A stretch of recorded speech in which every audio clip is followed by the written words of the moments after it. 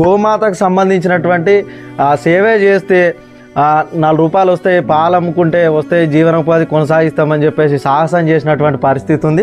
ఆయన మాటలనే మనము పూర్తి వివరాలు అడిగి తెలుసుకునే ప్రయత్నం చేద్దాం. అన్న నమస్తే అన్న.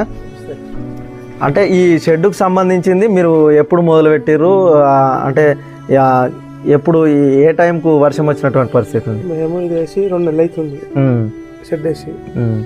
దగ్గర దగ్గర 15 లక్షల మట్టుకు అయినాయి ఖర్చు. కొన్ని ఆడిన అప్పు తెచ్చేసిన. ఇంత పాలు ఉంటాయి, ఒకటి 6 లీటర్లు, ఒకటి 10 లీటర్లు, 15 లీటర్ల వరకు ఇస్తాయి.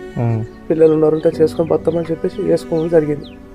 నిన్న సాయంకాలం 3:30-4 గంటల ప్రాంతంలో మొత్తం గాలి, దుమారం, రాళ్ళు, వర్షం వచ్చేసరికి షెడ్ మొత్తం మా పిల్లలందరూ ఇళ్ళనే ఉన్నారు.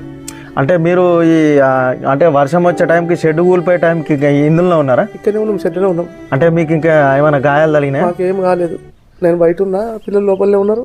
ఒక ఆగు చిక్కిపోయింది, కొన్ని ఆవులకు దెబ్బలు తాకినాయి. ఒక ఆగు చిక్కిపోయింది, అందరం వచ్చి మన ఆగుని తీసేసినాం. బాగా సీరియస్ ఉన్నది, అది 3-4 రోజులు కడితే కానీ డాక్టరు చెప్పలేమని చెప్పిండు. అంటే జనరల్గా అంటే ఈ షెడ్డు ఈ నిర్మాణానికి వచ్చేసి ఎంత ఖర్చు అయింది అనుకుంటారు? మొత్తం మనకు 15 లక్షల మటుకు అయింది. ఫించింగ్, జాలీలు, కడీలు. ఈ రేటు షెడ్డుకు ఓన్లీ 8 లక్షలు అయినాయి. అంత కడీలకు దానికి 15 లక్షల మటుకు అయినా. ఆవులకు 5-6 లక్షలు. అంత ఆగమైపోయిన పరిస్థితి, రోడ్డు పడి బతికైపోయింది. అంటే అన్ని ఆవులు ఇంట్లోనే ఉన్నాయి అప్పుడు గాలి వచ్చినప్పుడు? అన్ని ఆవులు ఇంట్లో ఉన్నాయి. అంటే మీరు అంటే వాటికి మేత వేసే క్రమంలో వర్షం వచ్చింది? ఇంకా కట్టేయలేదు, డైలీ నైట్ ఇక్కడనే ఉంటా, ఏదో చేసుకొని బతామని చెప్పేసి రోడ్డు మీద బతికైపోయింది.